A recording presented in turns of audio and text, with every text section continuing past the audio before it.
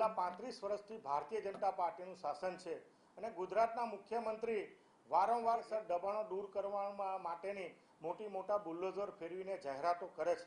સામાન્ય માણસોએ ગામડાનો હોય શહેરનો હોય એની ઉપર લેન્ડ ગ્રેબિંગ પર આ દાખલ કરવામાં આવે છે, પરંતુ છેલ્લા ઘણા સમયથી ઓલપાડ અને 84 તાલુકાની સરકારી જમીનો ઉપર લગભગ 1,34,39,39 ચોરસ મીટર જમીનો ઉપર એટલે લગભગ 4,039 હેક્ટર જમીનો ઉપર જેની કિંમત 10,000 કરોડ રૂપિયાની થાય છે।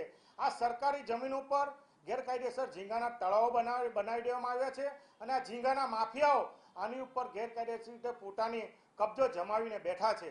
આ અંગેની વારંવાર ફરિયાદ ઓલપાડ તાલુકાના 84 તાલુકાના ખેડૂતો હોય, સ્થાનિક આગેવાનો હોય, સરપંચ હોય, રાજકીય આગેવાનો અને અમો દ્વારા પણ વારંવાર એ મામલતદાર હોય, કલેક્ટર હોય, રાજ્ય સરકાર હોય એને વારંવાર કરવા છતાં પણ આ ખાડા કાન કરવામાં આવે છે। કારણ સીધી રીતે આ અધિકારીઓ, પદાધિકારીઓ અને મંત્રીઓ આની સાથે સીધી રીતે સંકળાયેલા છે અને કરોડો રૂપિયાના હપ્તા આના મારફત જાય છે। સરકાર વારંવાર બુલડોઝર ફેરવવાની વાત કરે છે, પરંતુ ગુજરાતના મુખ્યમંત્રીની નજર આજે પણ આ સરકારી દબાણોના ઝીંગા તળાવ પર પડતી નથી અને જેની કિંમત 10,000 કરોડ રૂપિયાની થાય છે। સરકારને વિનંતી કરીએ છીએ કે ચોમાસા દરમિયાન જ્યારે મોટા પ્રમાણમાં વરસાદ પડે છે ત્યારે આ વિસ્તારના ખેડૂતોના ખેતરમાં પાણી ભરાઈ જાય છે, એના કારણે ખેડૂતોને નુકસાન થાય છે, સિંચાઈના પાણી પણ મળતા નથી, ગેરકાયદેસર આ લોકો સિંચાઈના પાણીની ચોરી પણ કરે છે।